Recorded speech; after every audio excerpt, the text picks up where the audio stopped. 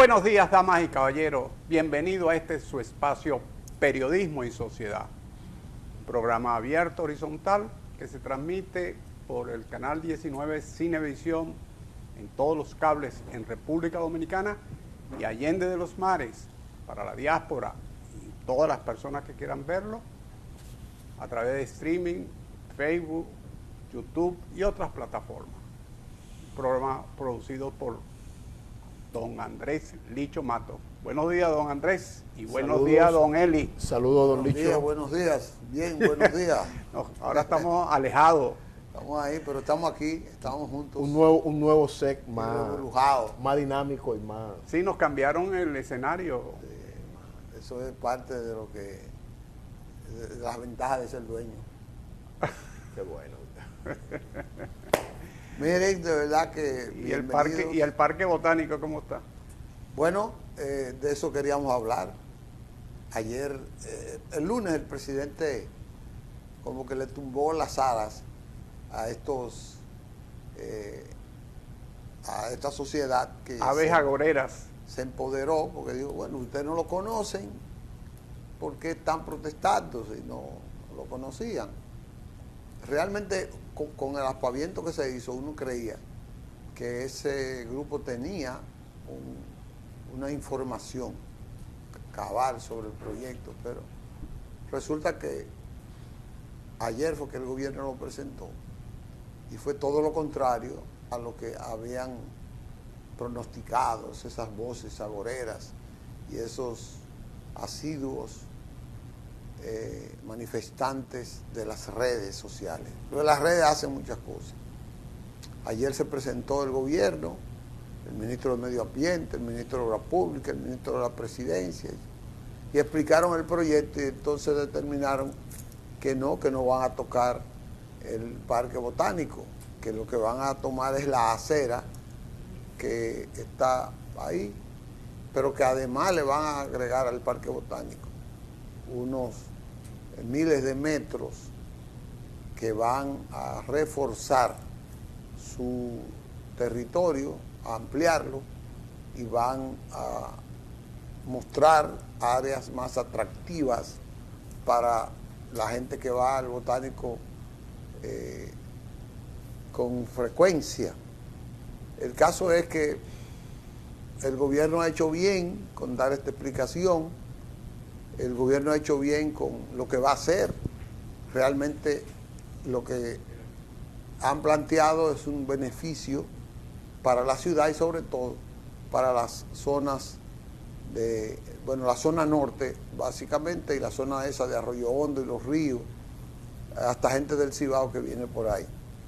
Creo que es una ventaja importante el anuncio que se ha hecho y la presentación de todo el proyecto, porque se presentó el proyecto global con la ampliación de la parte que tiene que ver con la República de Colombia, por donde está la embajada por ahí y esa parte.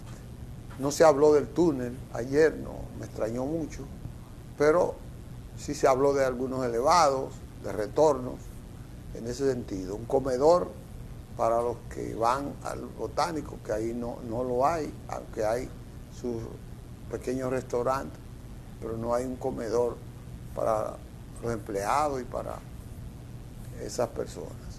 El botánico es una zona muy frecuentada por las personas porque ahí se hacen bodas, se graban películas, ahí se hacen bautismos, ahí se va a visitar, a tomar aire, ahí diariamente se corre mucho, se han hecho maratones en ese botánico, muchos maratones, yo he participado por lo menos en 2, y es una zona de cuidar, y qué bueno que el gobierno reiteró su compromiso de mejorar el área ecológica que tiene que ver con el botánico, como pulmón del Distrito Nacional, que es un pulmón del país, quizás el más importante ahí.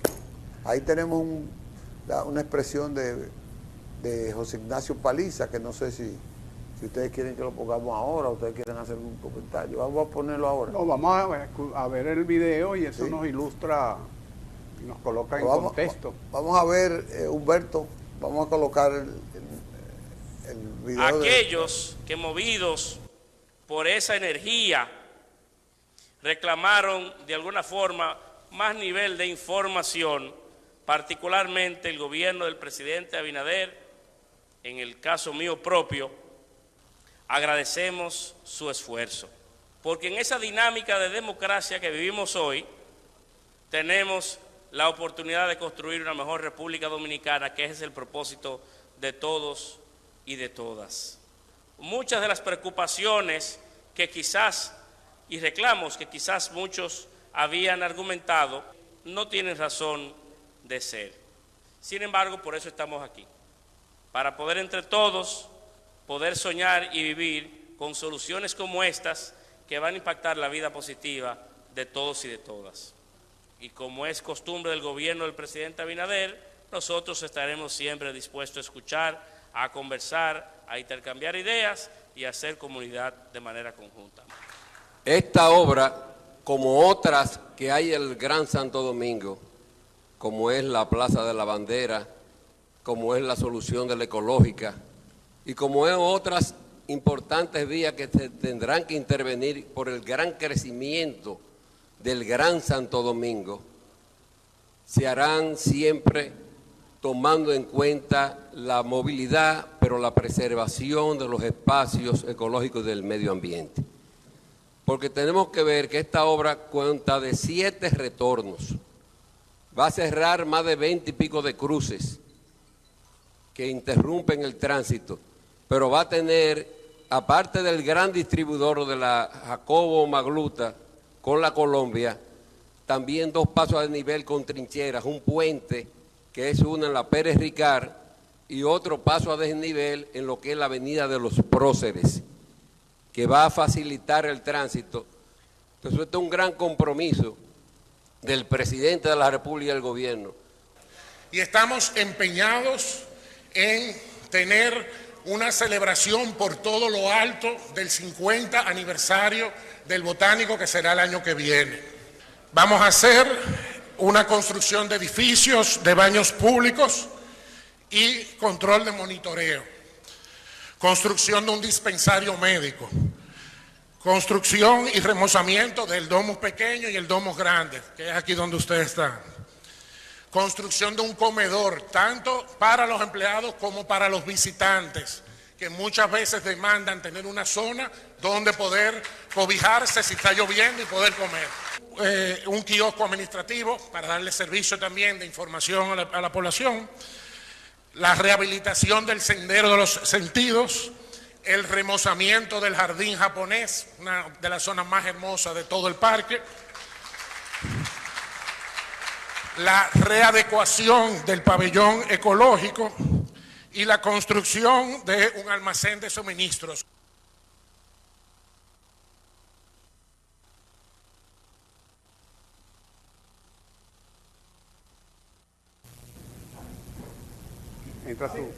Bueno, ahí vemos la palabra explicativa del ministro de Medio Ambiente y del ministro de la Presidencia, Paliza, explicando los objetivos del proyecto que se piensa hacer para mejorar la circulación vial a través de la República de Colombia y conectar el Distrito Nacional con Santo Domingo Norte.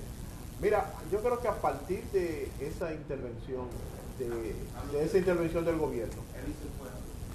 Mire, es interesante lo que acabamos de ver, es una solución que se va avanzando. El gobierno le ha dado una respuesta rápida y me imagino que el gobierno también estará pensando, estará planificando una solución mayor a futuro, porque esa zona del norte tiene un desarrollo habitacional de tal magnitud que en 2 o 3 años, o quizás 4 o 5, volverá a entrar en crisis el tema de la circulación. Así que esta solución, que hay que aplaudirla, es importante e interesante, pero el gobierno debe ir pensando, ir proyectando una solución mayor, porque cuando se desarrollen todos esos planes habitacionales que están por la avenida Jacobo Magluta, que se llama, eso va a traer como consecuencia un tollo de inmensas, incalculables. ¿Usted no cree, don Licho? Sí, es claro así. Pero hay una voluntad. Primero hay una voluntad de resolver un problema neurálgico, que es el tránsito ahí. El gobierno ha hecho lo que tiene que hacer, con responsabilidad, afrontar esa problemática, porque eso envuelve a millones de personas.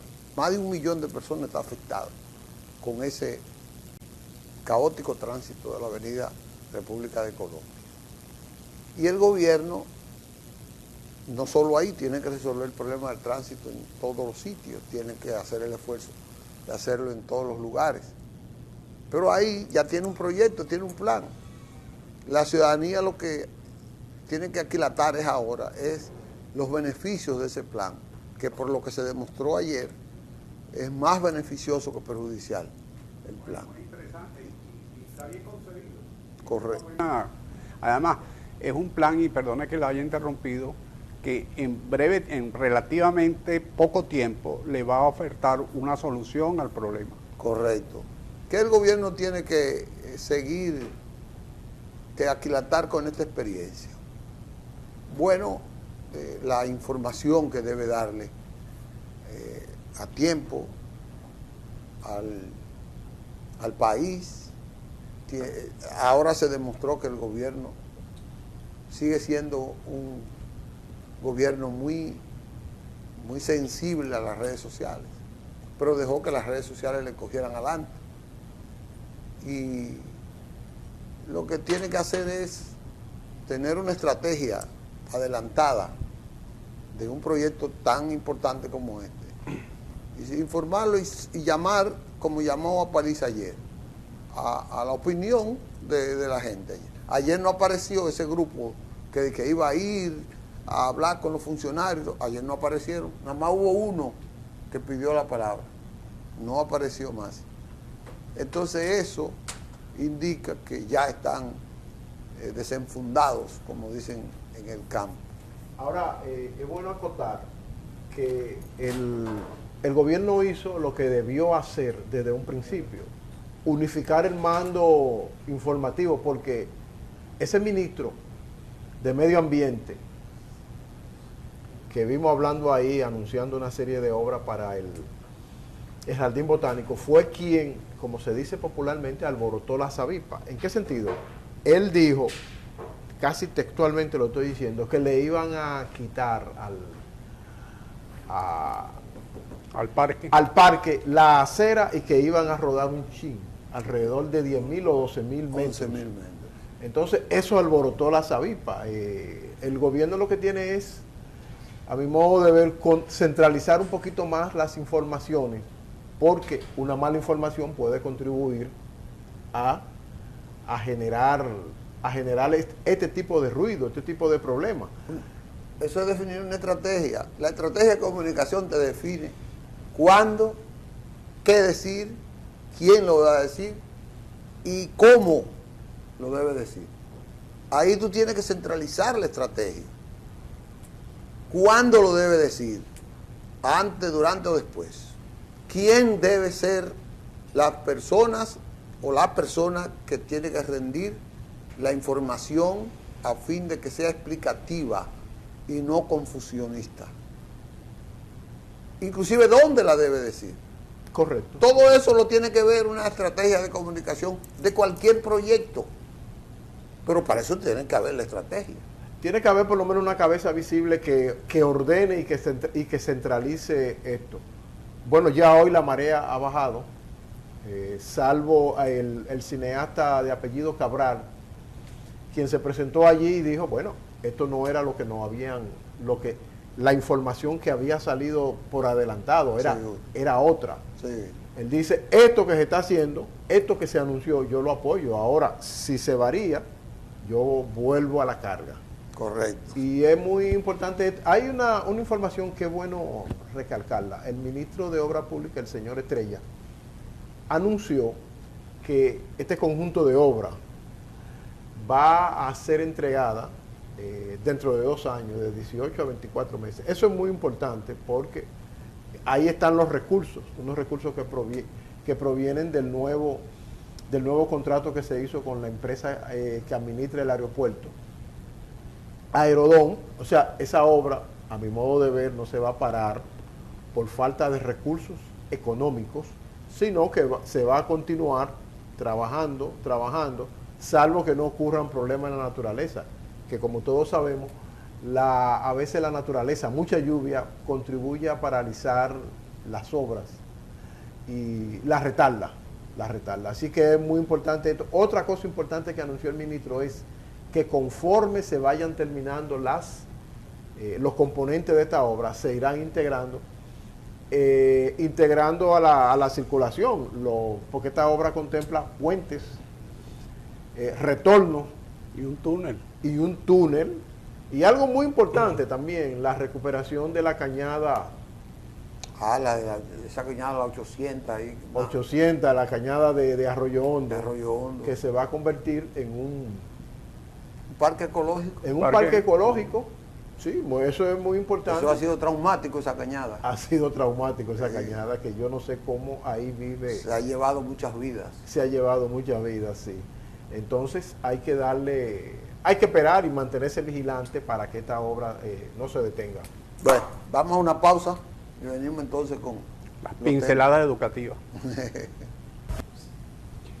Ayer hablamos de Emilio Proudhon, quien escrituró las letras del himno nacional dominicano. Hoy vamos a hablar de José Rufino Reyes, quien compuso la música. Realmente la vida de José Reyes es una vida realmente interesante, un hombre muy humilde que vivió todo su largo trecho por este espacio existencial con una humildad muy manifiesta, y que falleció sin ver su himno, aunque ya era muy popular. Al momento de fallecer no había sido decretado himno nacional. Luego fue decretado himno nacional de la República Dominicana. Vamos a ver este video que nos va a ilustrar sobre la vida de este gran personaje que aquilata la dominicanidad.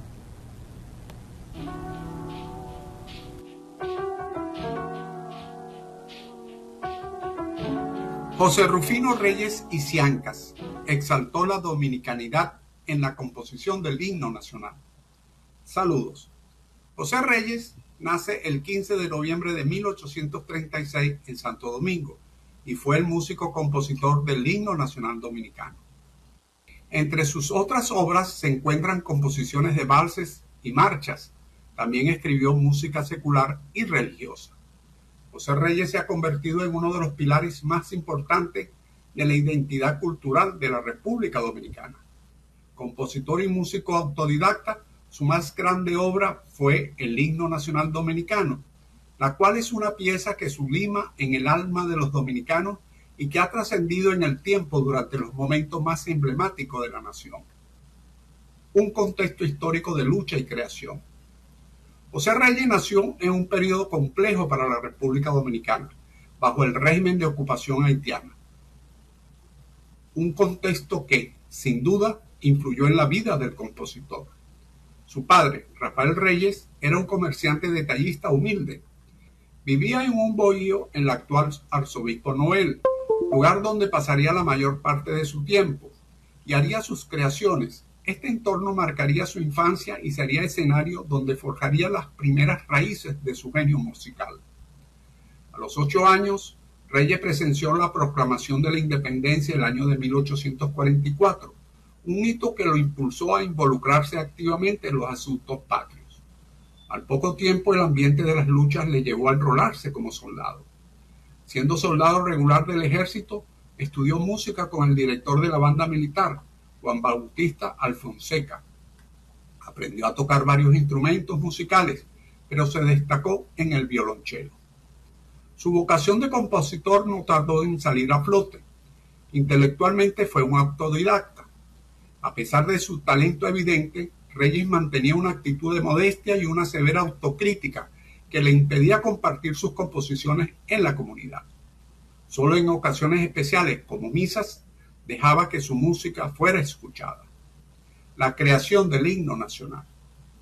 En 1882, el maestro José Reyes, ya consolidado como músico y compositor, comenzó a trabajar en lo que sería su obra más trascendental, el himno nacional dominicano.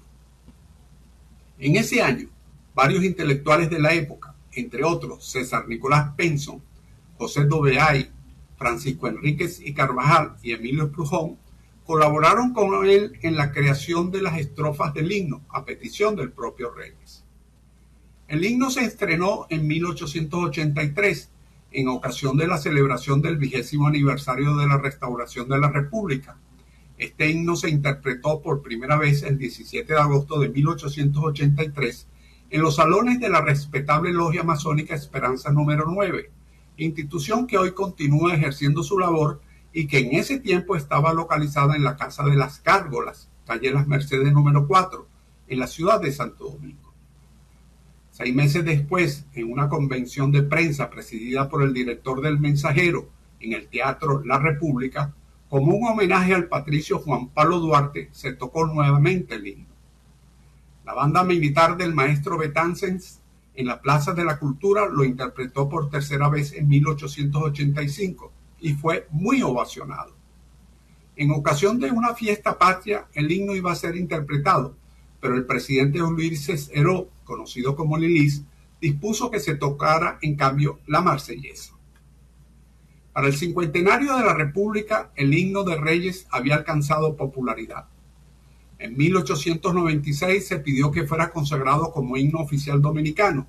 Cuando se inauguró el alumbrado eléctrico el 5 de enero de 1896, José Reyes estrenó el pasodoble Salve al Progreso, pieza dedicada al ayuntamiento, y que permaneció muchos años en el olvido. Mas, en 1897, el himno de Reyes se tocó en la inauguración del ferrocarril Puerto Plata-Santiago en el Cibao. Durante el gobierno de Ulises Heró surgieron disputas sobre la letra y la música del himno. A pesar de que la melodía de Reyes se recibió bien, hubo un intento por modificar la letra de Emilio Prujón, lo que generó un conflicto en el Congreso Nacional. En los años siguientes, el himno continuó ganando popularidad. En 1896 se pidió formalmente que el himno de Reyes fuera considerado el himno oficial dominicano. Aunque hubo otros intentos de sustituirlo, su importancia y su simbolismo para los dominicanos ya eran innegables. Se tocó en eventos de gran trascendencia, como hemos señalado, tanto en la capital como en otras ciudades del país. Ese himno tuvo sus enemigos. Durante el gobierno de Lilis tuvo lugar una disputa periodística por un himno nacional definitivo, con la música de Reyes, pero sin la letra de Emilio Prujón. Ello obligó al Congreso a dar su aprobación al original completo, pero Ulises Heró, sin decir el motivo, rehusó promulgar la ley. En otra ocasión, antes de la ocupación americana, se consideró el proyecto de ley y nuevamente fue boicoteado. Reconocimiento póstumo y el legado eterno. El maestro José Reyes, quien falleció el 31 de enero de 1905 en La Modestia, no recibió el reconocimiento que merecía durante su vida, pero su música, a pesar de los obstáculos, logró trascender a través del tiempo. El himno nacional dominicano fue oficializado como canto patrio de la República Dominicana el 22 de mayo de 1934, mediante la ley número 700, durante el gobierno de Rafael Leónidas Trujillo.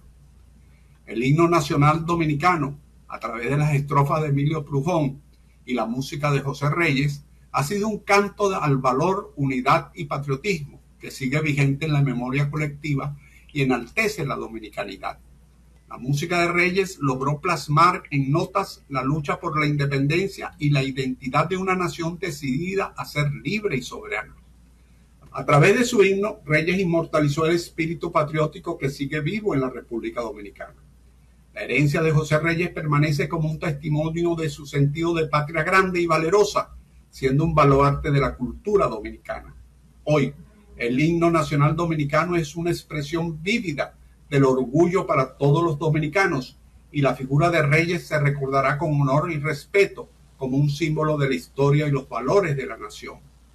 José Reyes está enterrado en el Panteón Nacional de la República Dominicana. Sus restos fueron trasladados allí después de su fallecimiento el 31 de enero de 1905.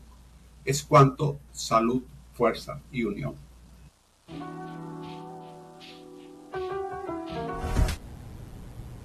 Bueno, volvemos a nuestro espacio Periodismo y Sociedad. Tenemos un tema que siempre nos llama a la reflexión, que tiene que ver mucho con la institucionalidad, y es la relación que existe entre los resultados electorales y la representación que se obtiene a través de ellos. El sistema político de cualquier país, democrático por supuesto, se basa en el ejercicio diario de la democracia. Y el ejercicio diario de la democracia implica que cada cierto periodo, el ejercicio diario, porque usted va al ayuntamiento y hace sus planteamientos, usted va, como se hizo hace poco, se moviliza la ciudadanía en función de una idea como fue la del tema del Parque Jardín Botánico y así sucesivamente. Ese es el ejercicio de ciudadanía y eso lo permite la democracia. Pero cada 4 años, en el caso de República Dominicana, se va a elecciones y se ratifica la institucionalidad. Se nombran los diputados, se nombran los senadores y se designa al presidente de la República. En nuestro sistema electoral se establece que el presidente de la República, como todos sabemos, para ser electo en la primera vuelta, en lo que se llama en la primera vuelta, requiere la mitad más 1 de los votos. En estas últimas elecciones estamos viendo y podemos ver vamos a pedirle a Alejandro que coloque el primer gráfico que le enviamos. El Partido Revolucionario Moderno obtuvo el 48.41% de los votos, sacó 2.113.100 votos. Pero el presidente Abinader sacó 2.507.297 votos, que significó el 57.44%. Eso le dio la posibilidad de ganar en primera vuelta. Con los votos del PRM solamente no lo hubiese obtenido, no lo hubiese logrado según esos datos. O sea que los partidos aliados le dieron al PRM alrededor del 9%. La Fuerza del Pueblo sola, como partido, sacó el 26%, el 26.67%, y sus aliados le proporcionaron 2% más. En el caso del PLD, evidentemente fue solo, sacó el 10% de los votos. Eso en cuanto a la elección del ciudadano presidente de la República. Pero el tema más álgido se encuentra en la elección de los diputados. En la elección de los diputados vemos que hay una especie de... que no hay balance, no hay una... la Cámara de Diputados realmente no es una fotografía de los resultados electorales. Vamos a ver el segundo cuadro. En el segundo cuadro observamos que el Partido Revolucionario Moderno y aliados, aquí sí está la suma de los aliados, obtuvieron 2.568.543 votos, que suman el 60.2% del electorado, y obtuvo 146 diputados, el PRM y sus aliados. El 146 diputados sobre 190 que tiene la Cámara representa el 76.8% de la Cámara. O sea, el PRM, según sus resultados electorales, debió haber sacado el 60% de la Cámara de Diputados, vale decir, unos 114 diputados, y sacó 146 diputados. Sacó muchos más diputados que los votos que obtuvieron en las elecciones. En el caso de la Fuerza del Pueblo y sus aliados, obtuvieron 779.393 votos, que es el 17.8% del resultado electoral. Le proporcionaron 29 parlamentarios diputados, que representa el 15.3% de la Cámara de Diputados. O sea, ellos perdieron el 2% de representatividad en la Cámara de Diputados. Y en el caso del PLD es terrible, ¿no? Porque obtuvieron 696.719 votos, que representa el 16.3% de la votación. Lograron 13 diputados que representa el 6.8% de la Cámara de Diputados. Ellos perdieron 10% de representación. 10% de representación. Entonces, claro, todo eso es producto de la famosa o bien conocida ley de Hom, que es una ley que por medio del cual se asignan los escaños en la Cámara de Diputados, también en el Consejo de Regidores. Y estas son mecanismos electorales que facilitan la preeminencia de los partidos mayoritarios. Tiene sus pros y tiene sus contras, como todo en la vida. Recordemos que las monedas tienen una cara y un sello, tienen aspectos positivos y tienen aspectos negativos. ¿Cuál es el aspecto positivo? Que le da estabilidad al partido que gobierna, en el sentido que le da mayor base parlamentaria, y un Congreso tan fraccionado quizás le puede ocasionar problemas de gobernanza, de gobernabilidad. Es posible que sea así. Si un Congreso se encuentra altamente fraccionado, muchas veces para obtener leyes, para sacar leyes adelante, y sobre todo aquellas leyes que requieren las 2/3 partes, que requieren mayoría calificada, se le complica muchísimo. La parte negativa es que la representación popular, la representación de la sociedad en la Cámara de Diputados está muy disminuida. No es realmente, la Cámara de Diputados no viene a ser realmente una fotografía de lo que la población votó. Y eso, veamos un caso, por ejemplo, en la provincia de Santo Domingo, que creo que da, Elis, tú me corriges, creo que da 47 diputados al Congreso. Si un partido saca el 5% en la provincia de Santo Domingo, debería obtener 2 diputados. Pero como por la vía de las circunscripciones electorales parten la provincia en 3, 4 circunscripciones, un partido que saque el 5% en toda la provincia no obtiene ni un solo diputado, porque ese 5% se le distribuye entre las 3 o 4 circunscripciones electorales.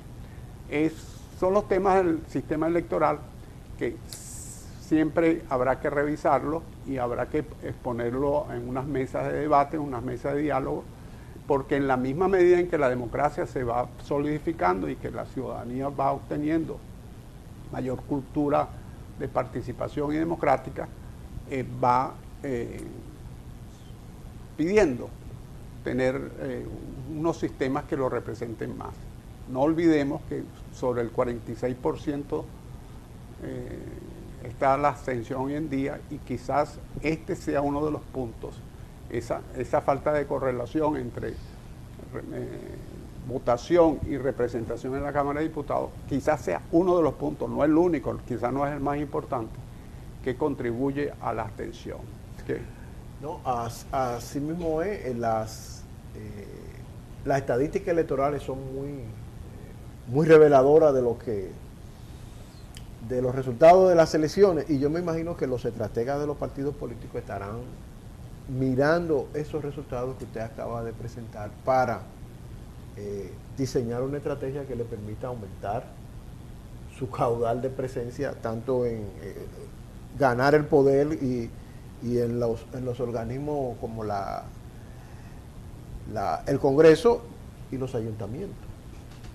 Eso es muy revelador, eso, y ojalá que siempre ha sido un objetivo de los sobre todo de los partidos minoritarios, que se modifique ese método de selección del método de Hom. El método de Hom, que favorece a los que tienen mayor cantidad de votos, porque es un conteo que se va estableciendo.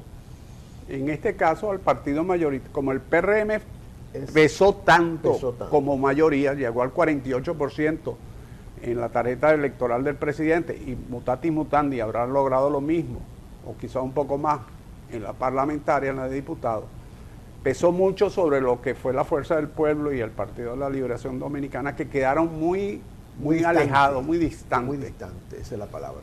Bueno, pero ahí se ve una estadística que desdice mucho de la democracia real, la cualidad de la democracia, la calidad. Por ejemplo, el PLD sacó el 17% de los votos para el Congreso Nacional. El PLD sacó el 16, perdón, la Fuerza del Pueblo sacó el 17. Pero la Fuerza del Pueblo sacó 16 legisladores más que el PLD, con apenas 1% más. Eso te dice que hay un descuadre en términos de la representatividad democrática en torno a lo que va a la Cámara o a las cámaras. Ese no es el único defecto que tiene la democracia. La democracia tiene otros defectos que la prohijan los partidos políticos, que es la poca representatividad que tiene el Congreso Nacional en función de la sociedad misma. Sí. Por eso lo dirigen los partidos. Ellos tomaron un camino hace 25 años y fue el de excluir la participación electoral, la competitividad de la mayoría del pueblo en la elección de los diputados. Ellos inventaron el voto preferencial y eso prohibió lo que yo he llamado el neoliberalismo electoral, donde está al mercado, las candidaturas están en el mercado. El mercado es un asunto económico, un asunto comercial. El que más dinero tiene, ese es el que puede ganar. No es el mejor representante de la comunidad, porque los partidos excluyeron el liderazgo medio y de base de la sociedad en sus estructuras. Y por tanto ya esos partidos no tienen, esos líderes no se forman. Los partidos dejaron de formar ese liderazgo y no le da participación ni en sus estructuras ni con las opciones democráticas para el Congreso, para los congresos. Por eso usted ve el Congreso que tenemos, que es un Congreso en términos normales, es el Congreso, conformado por la cantidad de miembros que debe llevar. Está elegido según las leyes normales que establecen, pero el pueblo no está mejor representado ahí porque no tiene oportunidad. Sí, más allá del sistema electoral de la ley de Hong, hay también un tema de presentar candidatos que realmente representen a las comunidades. Porque los partidos no tienen esa representatividad, ya los partidos no están vinculados. Ya perdieron ser la caja de resonancia de la sociedad. Seguro, no, y perdieron su soporte en la comunidad. En la ya no son articuladores de las... No son articuladores de las reivindicaciones locales. Por tanto, los liderazgos locales, sociales, que son el canal necesario, el canal más importante de esas reivindicaciones, no están expresados en los partidos. Eso era hace 25 años atrás y eso se podía. Pero eso es un tema que deberíamos discutirlo después en función de la calidad de los partidos y los resultados electorales para el Congreso y para la presidencia no, porque la presidencia siempre va a elegir. Sí. Es uninominal, es una sola persona. Uninominal. Por eso está pasando mucho y repito, no están ganando los líderes normales, naturales. Pero es uninominal el tiempo también. Sí. Y ya Pequeño nos está diciendo que nos vemos mañana con periodismo y seguridad social. Ah, correcto.